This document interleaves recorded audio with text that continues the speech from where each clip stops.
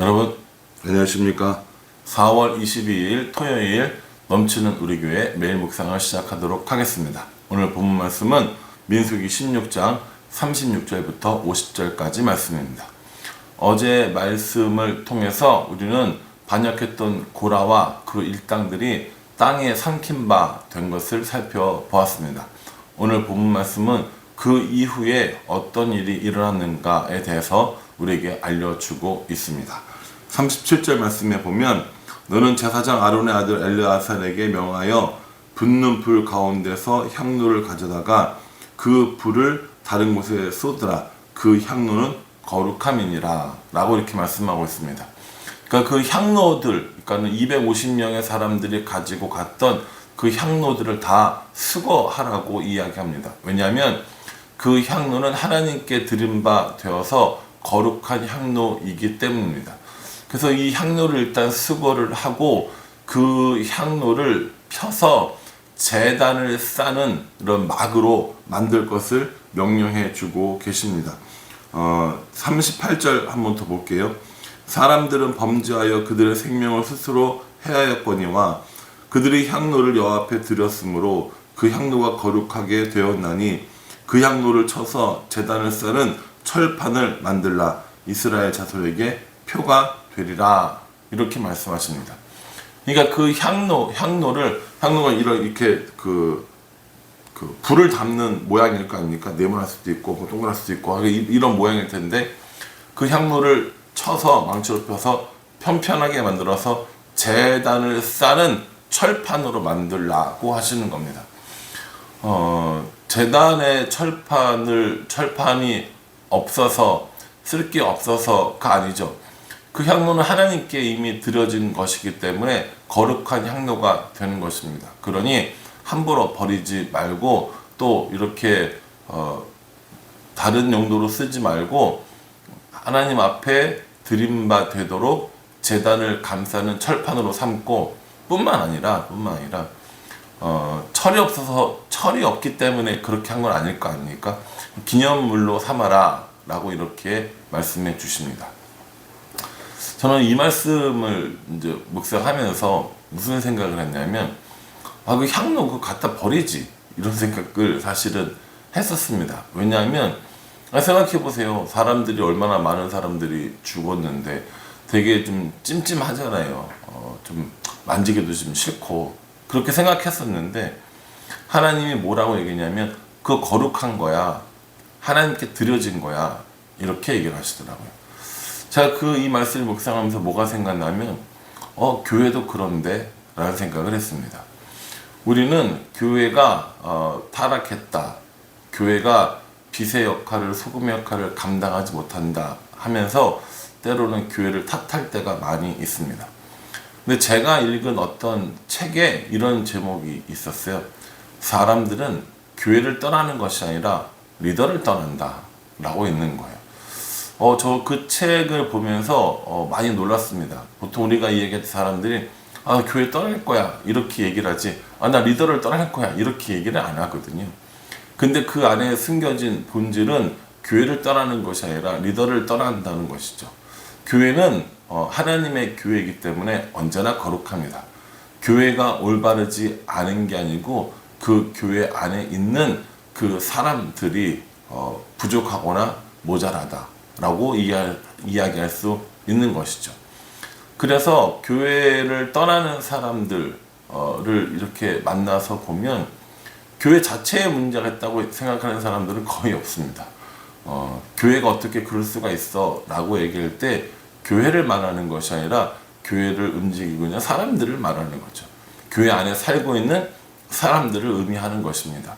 그러니 사람들은 교회를 떠나는 것이 아니라 리더를 떠난다는 말이 맞는 것 같습니다. 오늘 이 향로를 향해서 하나님께서 거룩하다라고 이야기해 주셨습니다. 저는 교회도 똑같다고 생각합니다. 교회는 거룩합니다. 다만 그 안에 살고 있는 사람들이 모자라고 부족할 뿐입니다. 이 거룩한 향로를 관리했던 이 고라 자손들도 마찬가지였습니다. 거룩한 향로를 가지고 자신들의 욕심을 채우려고 했기 때문에 그것이 스스로 멸망하게 된 것이 아닌가 라고 생각을 합니다.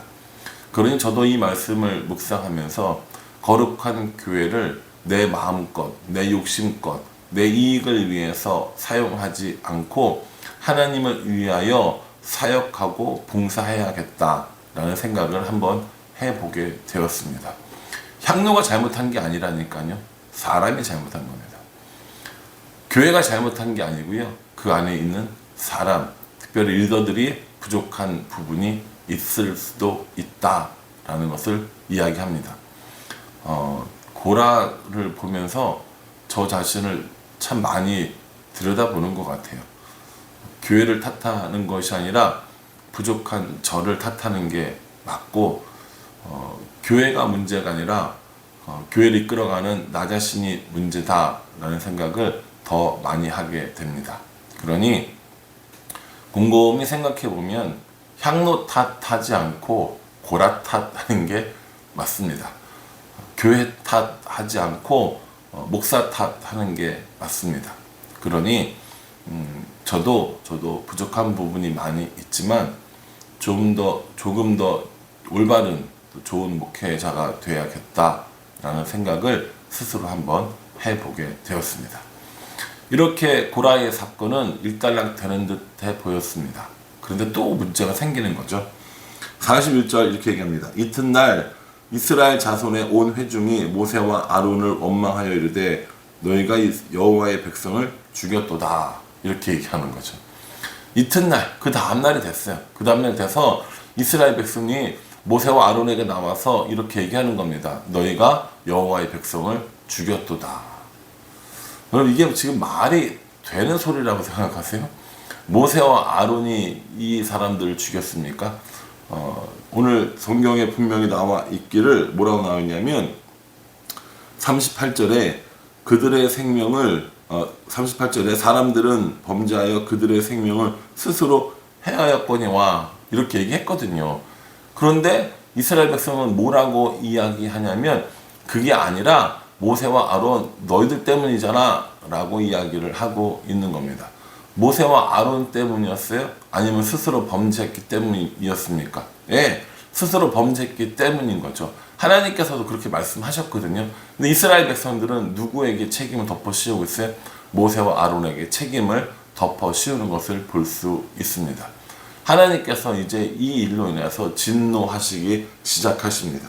그래서 45절에 뭐라고 말씀하시냐면은 너희는 이 회중에게서 떠나라. 내가 순식간에 그들을 멸하러 하노라 라고 말씀하시는 것을 볼 수 있습니다. 여러분 이게 내 탓이 아니라 남 탓으로 돌려버리면 발생하는 문제입니다. 내가 어떤 문제를 당했을 때, 어떤 일을 당했을 때 이 일이 왜 이렇게 생겼는지, 이게 왜 이렇게 된 건지 돌아보고 들여다보지 않고 다른 사람에게서 이유를 찾고 싶은 거죠. 왜냐하면 내 책임, 우리 책임이라고 하기 싫으니까 너의 책임, 너희들의 책임이라고 이야기하고 싶은 겁니다. 그 찾다 보니 누구를 찾아야 되는 거예요? 모세와 아론을 찾은 거죠. 그리고 그들을 향해서 너희가 여호와의 백성을 죽였잖아 라고 이렇게 얘기를 하고 있는 겁니다. 하나님께서 이 일에 대해서 진노하시고 연병을 퍼뜨리시기로 하십니다. 연병이라고 하는데 일종의 전염병을 말하는 거죠. 이 전염병을 통해서 사람들을 다 없이 하겠다라고 말씀하셨고 모세와 아론은 또 엎드려서 하나님 그러시면 안 됩니다 라고 이렇게 말하는데 이미 진노가 시작된 거죠. 그래서 모세가 아론에게 이렇게 얘기합니다. 제단에 가서 불을 가져다가 향로에 담고 그 향로에 향을 피워서 여호와 앞에 이스라엘 백성의 죄를 속죄해라 이렇게 이야기합니다. 아론은 대제사장이었지 않습니까? 그러니 아론은 대제사장으로서 백성들의 죄를 가지고 하나님 앞에 나갈 만한 자격이 있는 사람이었습니다. 그러니까 모세는 그 일을 하라는 거죠. 제단에 있는 불을 가져다가 향로에 담고 거기다가 향을 피우고 그래서 그 그걸 가지고 백성들 앞에 나아가서 백성들의 죄를 하나님께 고하고 사죄의 은총을 속죄의 은총을 내려주시기를 간구하라고 이야기를 하고 있는 겁니다. 아론이 그렇게 했어요. 아론이 그렇게 했고 49절 말씀에 의하면 이 사건으로 인해서 죽은 사람이 14,700명이라고 얘기합니다. 이스라엘 백성이 그 민수기 처음 시작할 때 계수했던 인원이 몇 명이냐면 60만 3,550명이거든요. 60만 3,550명 정도 되는 거예요. 대충 제가 계산을 해보니까 이게 총 인구의 2.5% 정도 되더라고요. 여러분 14,700명은 적은 숫자가 아니에요. 광야에 지금 나와 있잖아요. 광야로 들어왔어요. 그래서 거기서 출애굽한 1세대들은 다 죽을 거라고 얘기를 했었습니다. 그러니까 그 사람들이 하나씩 죽어가고 있는데 그 죽어가는 이유가 무엇 때문입니까? 나이가 많이 들어서 죽어가는 게 아니라 이러한 반역의 결과로 사람들이 조금씩 출애굽한 1세대들이 죽어나가고 있는 것을 우리는 볼 수 있습니다. 여러분 이 고라의 이 반역 사건으로 나왔던 그 향로 있잖아요. 그걸 펴서 제단을 싸는 철판으로 삼아라 라고 얘기하면서 기념품으로 만들어라 이렇게 얘기했어요. 그걸 좀 봐라, 기억을 해라 이거거든요. 향로를 가지고 와서 그 향로를 가지고 온 사람들은 다 죽고 그 향로는 거룩하기 때문에 버리지 않고 그 향로로 철판을 만들어서 제단을 감쌌습니다. 그렇게 감싼 이유가 뭐라는 거예요? 기념하기 위해서라는 거예요. 근데 그 기념품을 다 만들기도 전에 어떤 일이 일어납니까?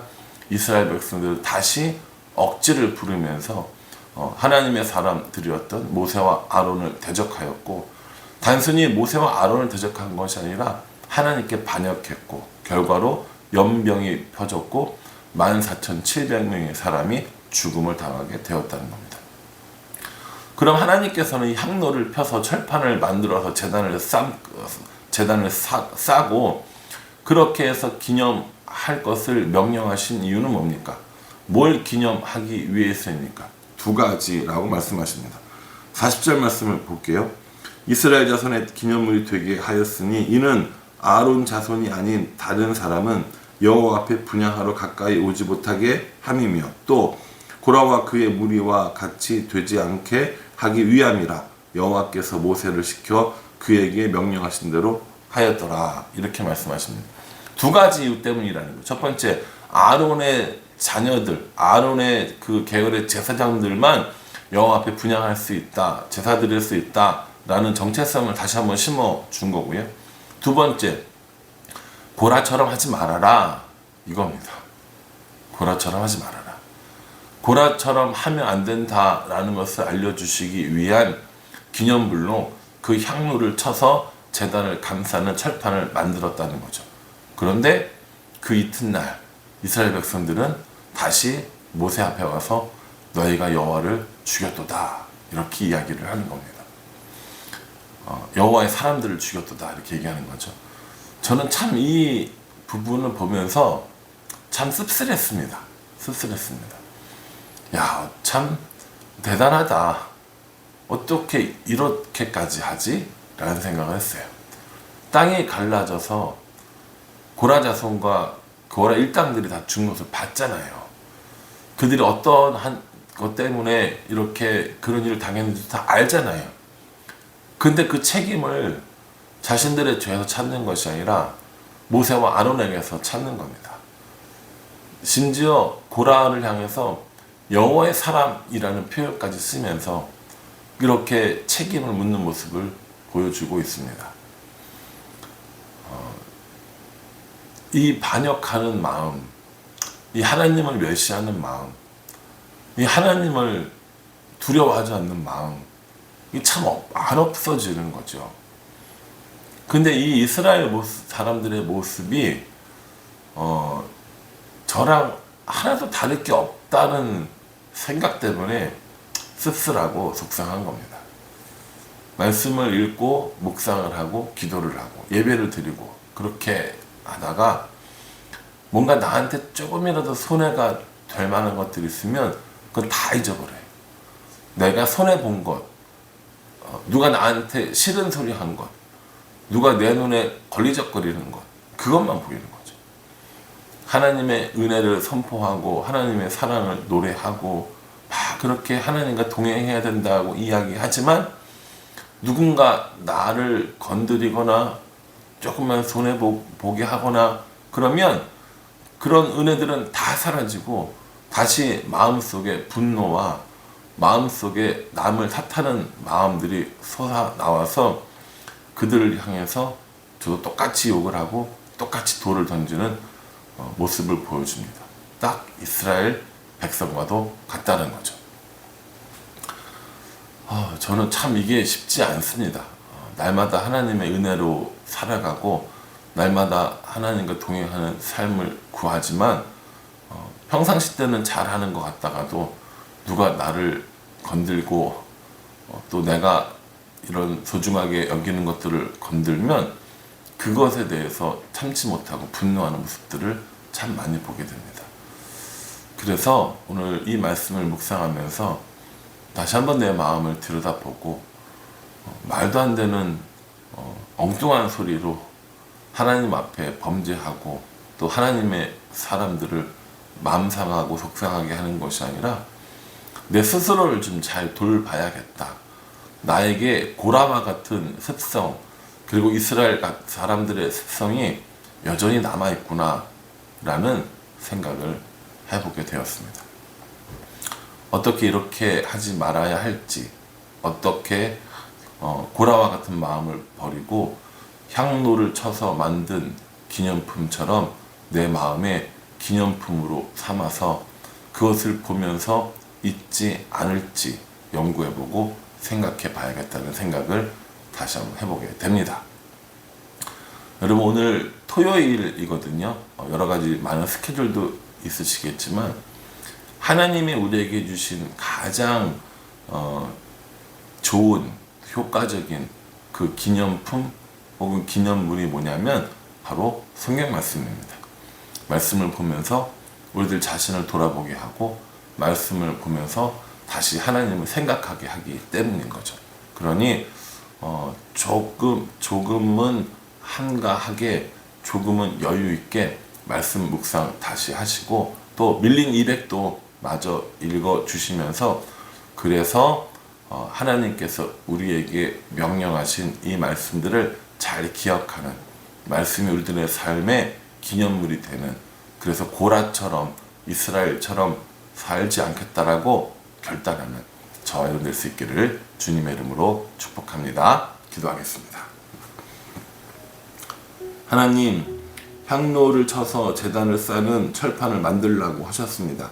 사람이 범죄한 것이지 향로는 거룩하다고 말씀해 주셨습니다. 교회도 마찬가지가 아닌가라고 묵상해 보았습니다. 교회가 문제가 아니라 그 안에 있는 사람이 문제입니다. 그러니 하나님, 교회를 탓하지 않고 부족한 저 자신을 돌아볼 수 있도록 그런 은혜를 하나님께서 허락하여 주시옵소서. 기념물을 만들라고 하십니다. 다른 사람들은 분양할 수 없다. 또 고라와 그 무리처럼 살지 말아라 라고 말씀해 주시면서 우리에게 기념물을 만들어 주십니다. 우리도 말씀을 기념물로 삼아 말씀 가운데 하나님을 만나고 하나님을 기억하고 하나님을 따라갈 수 있도록 주님 인도하여 주시옵소서. 그럼에도 불구하고 또 반역했던 이스라엘 백성들 14,700명이 죽음을 당했습니다. 이스라엘 백성들의 모습 속에서 내 모습을 발견할 수 있도록 나 스스로를 들여다보는 은혜를 더하여 주시옵소서. 그래서 내 고집과 내 생각대로 사는 삶이 아니라 하나님과 동행하며 살아가는 삶이 되어질 수 있기를 하나님께서 인도하여 주시옵소서. 예수님의 이름으로 기도합니다. 아멘. 예, 여러분 오늘 하루도 은혜 가운데 승리하시고요. 말씀 묵상 계속해 주시기를 바랍니다. 감사합니다.